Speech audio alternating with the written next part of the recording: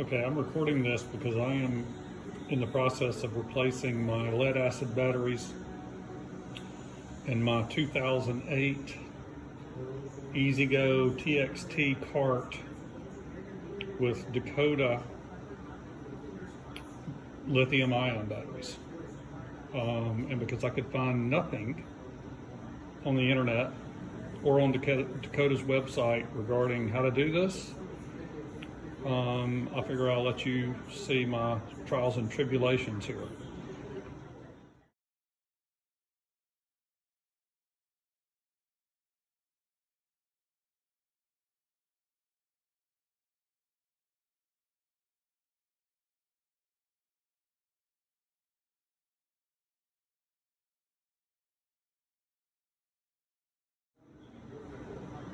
What I'm doing now is obviously taking the old batteries out.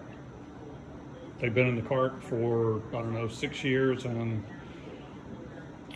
didn't do a wonderful job always of keeping them full of water, and so now we have what we have. So here we go. By the way, this is how I get the batteries out. Since I don't have a handle, using this.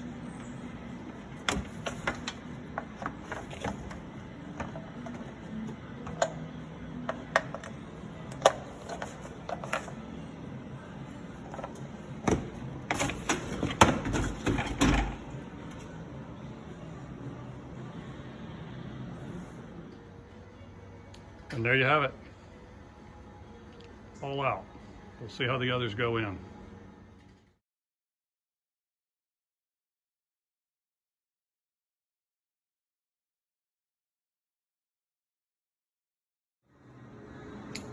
Here's everything empty. However, I'm very skeptical that these other new batteries are going to fit. We'll find out. This is what I got from, as you can see here, Dakota. 3 12-volt, 100 amp hour lithium ion batteries. And there is, as advertised in one of these boxes, a charger. Charger's in here. However, I've yet to find any directions for how to replace batteries. So in a 36-volt golf cart. So we'll figure this one out as we go. Well, as you can see, this is not a drop-in replacement. These batteries are not the same form factor as the ones that I just pulled out. So interestingly, I'm gonna have to come up with something here. By the way, none of this was, I mean, according to Dakota's website, you know, this works with all sorts of 36-volt golf carts. I guess they only mean from a power perspective. Hopefully these are great batteries, because I did pay a load of money for them. I will tell you this, they're super light. I mean, compared to what I just took out, unbelievable difference. So here's what I came up with. So you'll notice that I have, basically I pressure washed all the old acid, rust, etc. out of the bottom of the golf cart. Then I got some of that rust preventer, remover, whatever you call it stuff, sprayed everything. And I've taken some of this. I got this at I can't remember where. Not Harbor Freight. Which one is that? I remember now. Granger. Got it at Granger.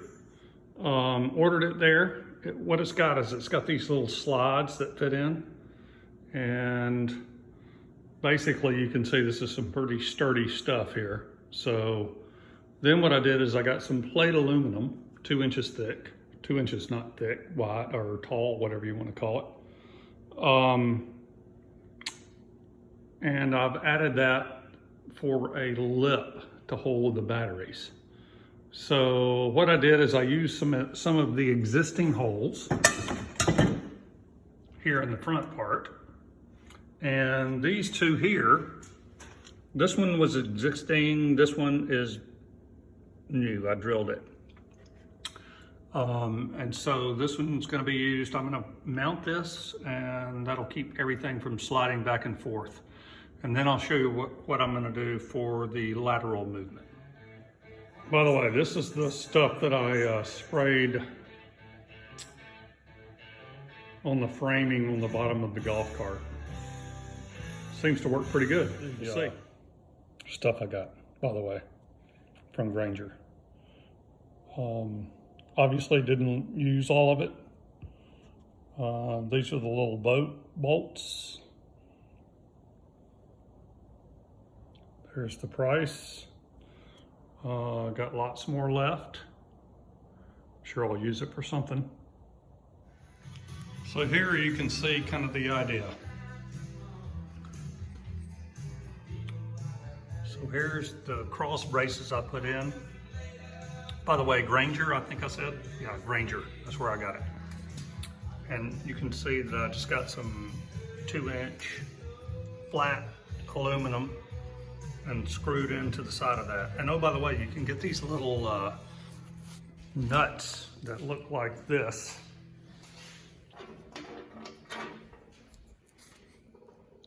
And that's what you slide into the slots in the aluminum. Also, these are the original, I don't know, battery lockdowns. You can see it's got a little angle at the bottom. And I'm gonna attempt to use these again. You can see, I'm gonna put them in like this. And I'm gonna use these again. They actually happen to be long enough. And I'm going to manufacture a bracket to go across the top of the batteries out of a piece of angle aluminum. So you can see here, I've assembled everything.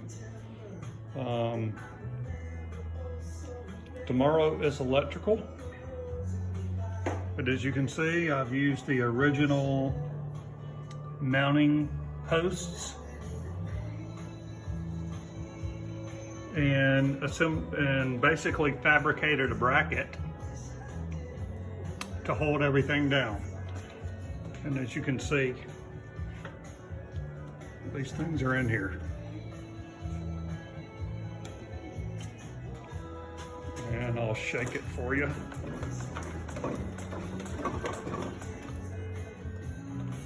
They're going nowhere. Unfortunately, you can see that, here, let me get one. These are the 4-gauge wires that came off the old batteries. They're not quite gonna make it, I don't think.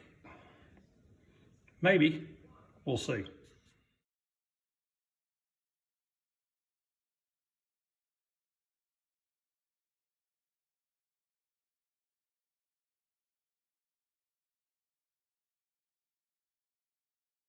Now I'm working on the second part of my golf cart update. As you can see, here's the old wheels and tires and lift, which is 0. I'm putting a 6-inch lift on, so following a YouTube video, so far so good.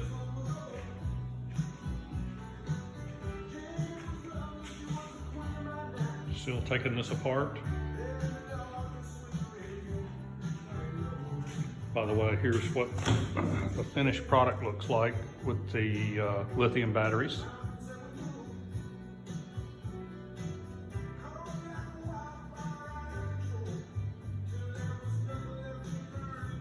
Just me and Bob Seeger out here in the garage working on the golf cart.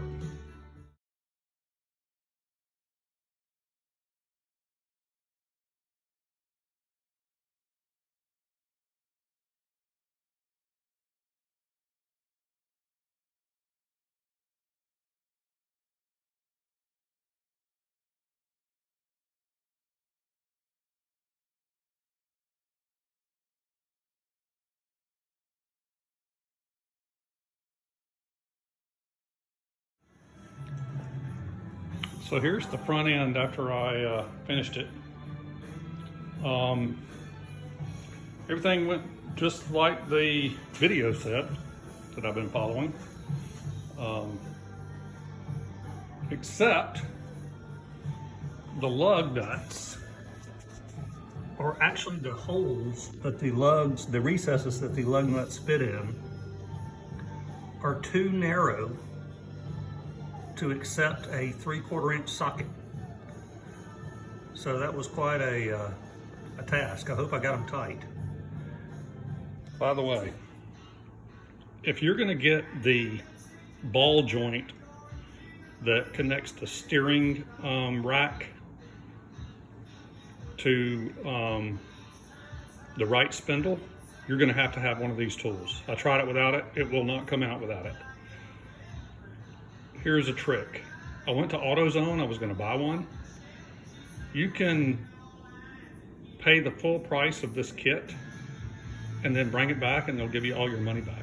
So if you're like me and I just don't do much mechanicking, and you don't need one of these kits, pretty good deal.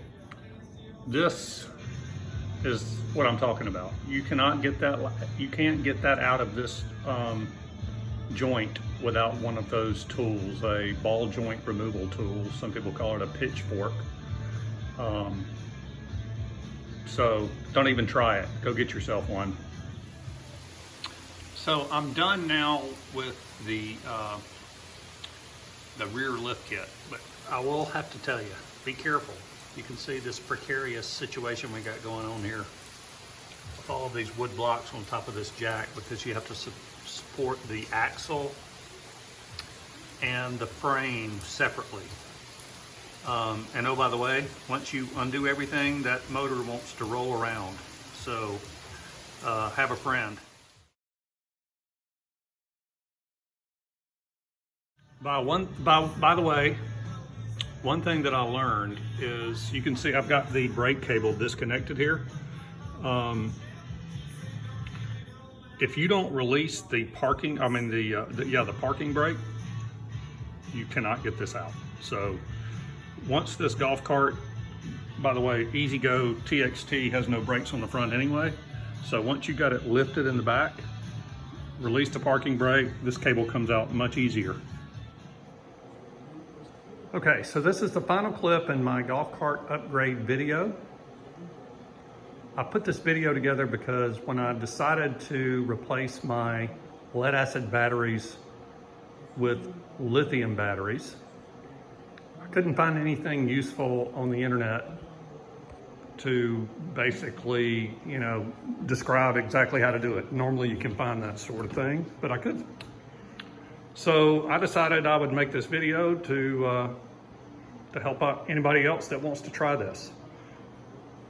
As you can see here, I used Dakota lithium batteries, 100 amp hour, 12 volts. This replaced six 6-volt lead acid batteries. Those batteries weighed about 80 pounds a piece. These weigh about 36 pounds a piece. So if you look at the combination of the reduced weight and these much larger wheels and tires, I've gained about, 8 or 9 miles per hour top speed. I went from 15 to 16 to 24, 25. And when you have a teenage son, that's not always great, but it certainly performs better. We were out in the yard yesterday. You can see my chainsaw there. We were cutting some trees, yanking limbs and stumps and things out of the woods with this golf cart, and it's very powerful, does a great job. Only thing I wish, one thing that I've noticed is it's certainly not positive traction. I got one wheel that'll spin when it really gets under pressure, but maybe that's a future upgrade, assuming you can do that. I did add as you can see here, USB charger. I added this terminal strip. Don't worry about the labeling on that terminal strip. That's from some other project, but basically you've got your 36 volt on one set of the terminals and 12 volt on the other. One thing that I will mention is that we left the lights on one night, and the 12 volt, the 12 volt comes off of one battery, obviously. It discharged, and the cart would not run with that battery, that individual battery discharge. So all I did was I just took a standard 12 volt battery charger and charged the one that was down, and it was fine after that. So that's the only thing that I'll tell you that I've had to deal with. You can see I cleaned the wiring up a little bit, added some cables that I got from AutoZone, I think is where I bought them. But the original cables, I made them. They were made out of 6-aught, and they got a little warm. So I was concerned about that, added the 4-aughts, and it's been fine ever since. You can see here the charger that came with the batteries. Very small charger, very light, charges very quickly. The only thing that you have to do is obviously mate your charging plug to the charger. It did not come with that, obviously. And the best thing that I've encountered is I no longer need any of that distilled water. No maintenance required on these batteries. I will tell you, like I've told you before, these were pretty expensive batteries, but they have an 11-year warranty. And if I think the typical lifespan on a set of lead acids is, maybe you could top out 4 or 5 years. That's if you maintain them well, which I did not. And so I think, potentially if I can get 12 years out of these, I'll break even or maybe even come out better. So performance-wise, power-wise, maintenance-wise, certainly been a good upgrade. Hopefully this video helps everybody that happens across it.